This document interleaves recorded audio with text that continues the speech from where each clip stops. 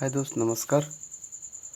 Success point में आप सभी दोस्तों का हार्दिक अभिनंदन है। दोस्त, आज हम लोग पढ़ेंगे सीबीएसई पैटर्न के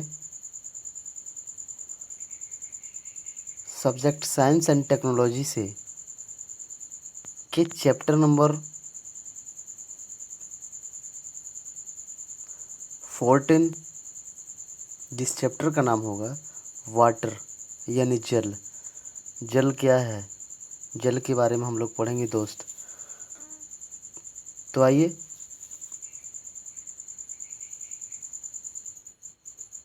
टॉपिक पे चलते हैं।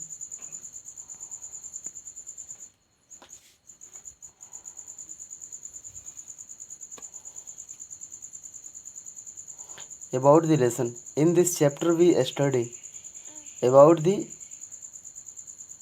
usage of water and its forms।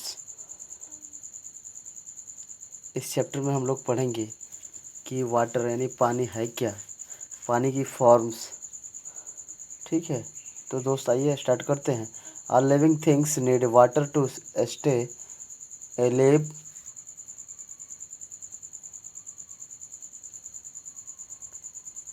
We cannot live without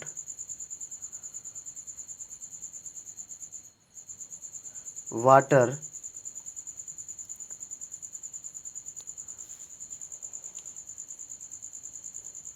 We need water to drink, cook, food, wash clothes,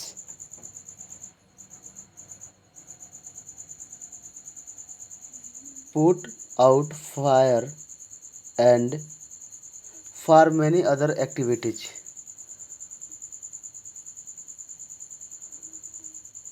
In fact, our body is made up of about 17% of water।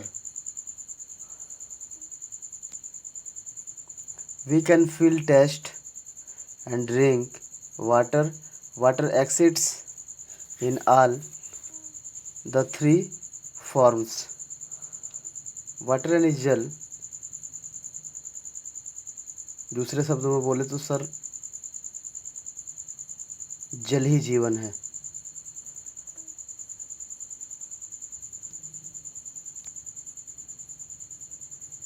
Water is life यानी best and very most is chapter number 14 is water is life. जल ही जीवन है। तो जल का form, जो जल कितने फॉर्म में है उसके अनुसार ड्रिंक्स यानी पीने के रूप में, कुक यानी भोजन पकाने के रूप में,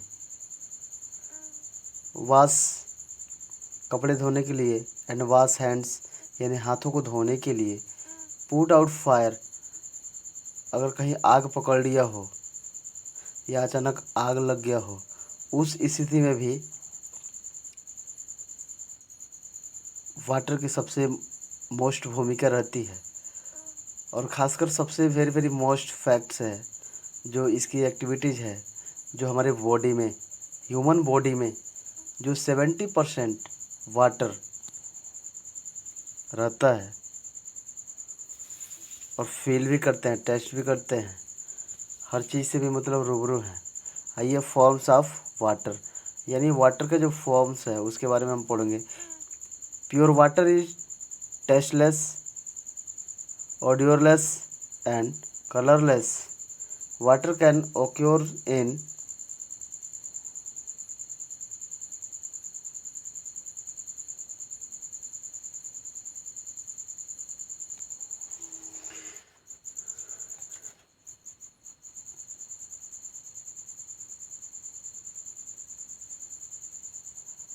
three states: solid, liquid and gas।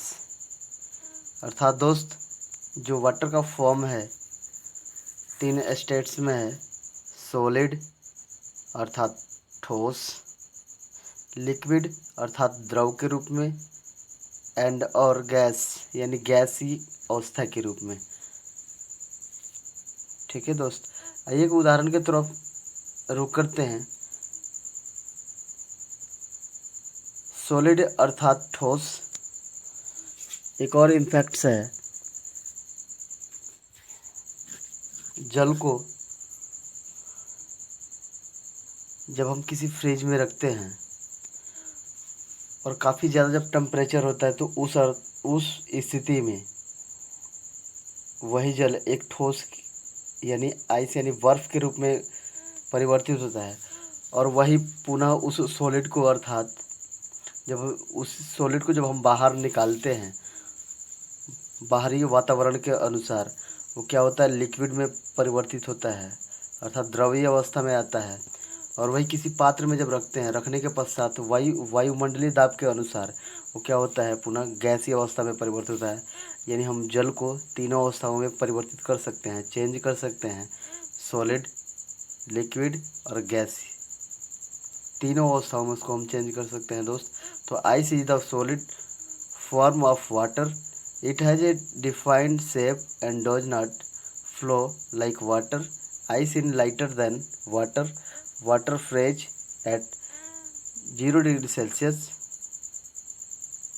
32 degree fahrenheits. उसके बाद से अर्थात liquid water is wet and fluid. This is the form of water with which we are most familiar.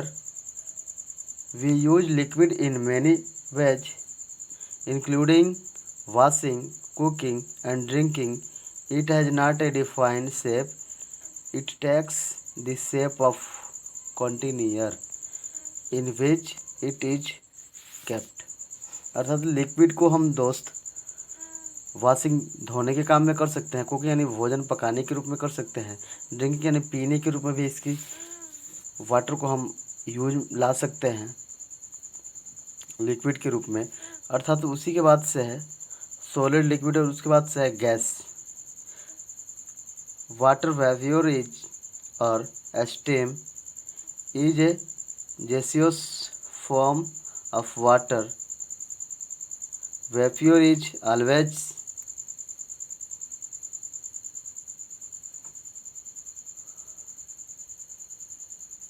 present in the air around us. You cannot see it when you boil water.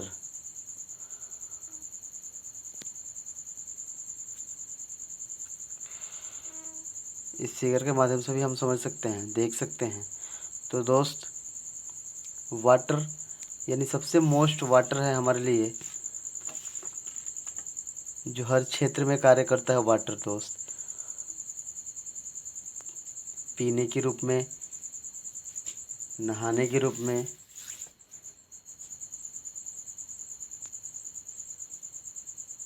अपने हाथों को अच्छी तरह से धोने के रूप में,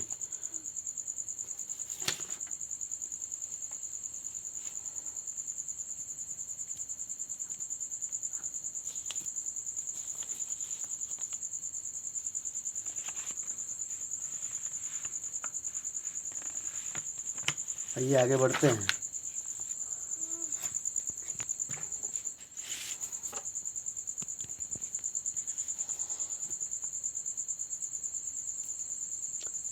The water change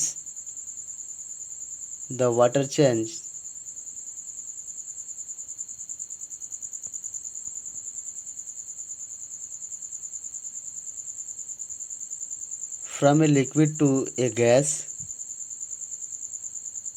or water vapor as some of the water vapor cools. We see it as a small cloud is called steam. This cloud of steam is a mononucleus of the clouds we see in the sky at sea level. Steam is formed at 100 degrees Celsius 212 degree Fahrenheit. इसको हमने heat किया। Water on heating change in water vapour. इस vapour के माध्यम से हम water को change करते हैं 100 डिग्री सेल्सियस से लेके और 212 फ़ारेनहाइट तक इसको चेंज करते हैं दोस्त। आगे है change of one form of water into another.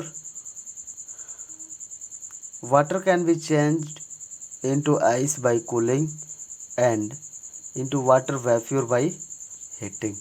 अर्थात दोस्त हम इसको चेंज करते हैं सॉलिड के रूप में। इस फिगर के माध्यम से देखेंगे और समझेंगे। सॉलिड मेल्टिंग फ्रीजिंग दोनों के माध्यम से हम इसको कन्वर्ट किए हैं। फिगर के माध्यम से समझिएगा। ये रहा हमारा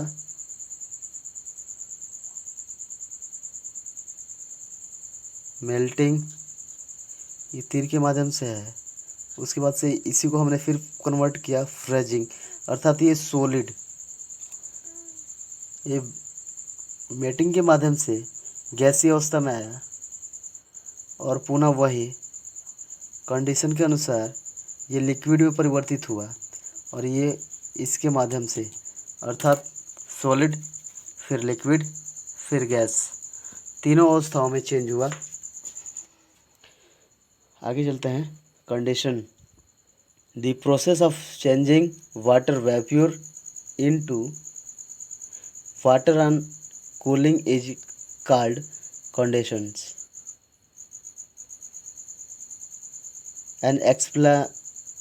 An example of condensation can be seen when drops of water from on the outside of a glass of ice water.